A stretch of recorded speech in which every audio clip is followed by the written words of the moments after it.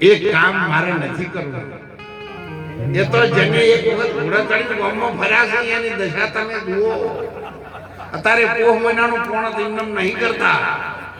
આવી ડાયનું ને કે ચમ ઘરવાળા ઘરમાં હોરી હૃદય ઉઠીને આપણો નંબર આજ પૂર્ણ કરવાનો ના ઘોડા ચડીને આટલો રૂમાલ રાખ્યો એટલે અત્યારે રૂમાલ આવું મારા સુધી ગયા. એટલે બાબા એ કામ નથી કરવું. એક કામ બીજા કોને ના પાડી હતી? ચિત્તોડના રાઠોડ કુળની અંદર એક મીરાબાઈ રે હું તો સાસ દીએ નહીં એ જાઉં મોરી માં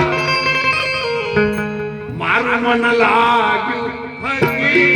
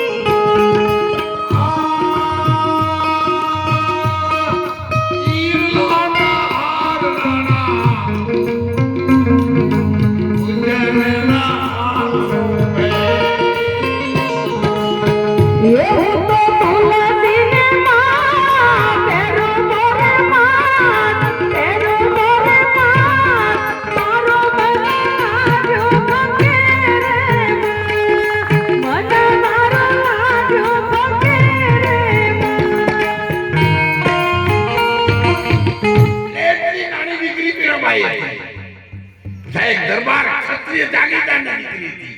એ રાજાની દીકરી હતી. એને કહી દીધું તું માં એ કામ મારું નથી. મારી માનું નામ ઉજળું ન કરું ને તો માં મને રાઠોડ કુળમાં મારો જન્મ લીધો ન કામ.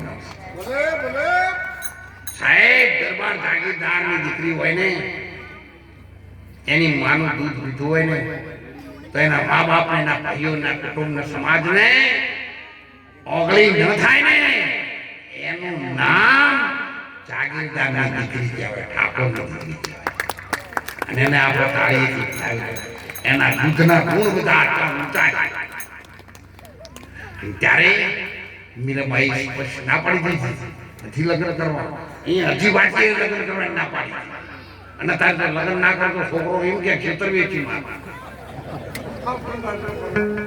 હા નકીની મમ્મી ઘરમાં જઈને ક્યાંક હું નાહી જાય તો દુઃખ મટો ભાઈ, પણ નહીં નાહતા તો બીવરાવા.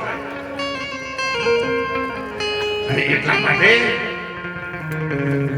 અરજીભાઈના કામે રામદેવજી મહારાજે પછી જા યાદ કરી લેજે મને જરૂર પડે ને તારે ઘમરીઓ ભાલો લઈ અને બચાવવા માટે તારી વારે આવી. અને જ્યારે પરીક્ષા થઈ અરજીભાઈની લોખંડની કોઠીમાં પડી દીધા. અને એવું કહેવાય કે બિલ્ડિંગ જંતુ આપણે જોતું હોય ગયા હતા. પણ આપણે બધા કી વડીલો આપણા ધર્મ આચાર્ય મહાપુરુષો શાસ્ત્રો પુસ્તકો આપણે એ પણ મર્યાદા કરાયા ના પાડી. મહારાજ ના તારીખ તો થયું પ્રસન્ન છે. જય હો મહારાજ.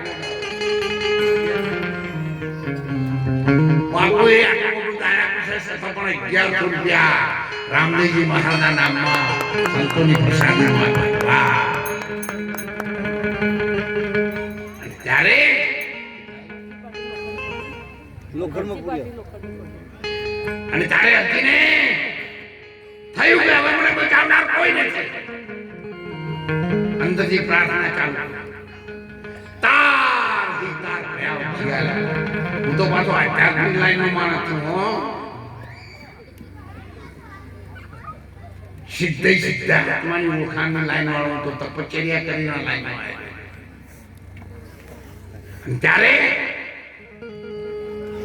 હજી વાણીનો એક અંત થયો અને ત્યારે સંતોએ કહ્યું એ પીર મારા એકલડાના દેવી તમે મારી ખબર લેજો વેલી આ કરી યાદ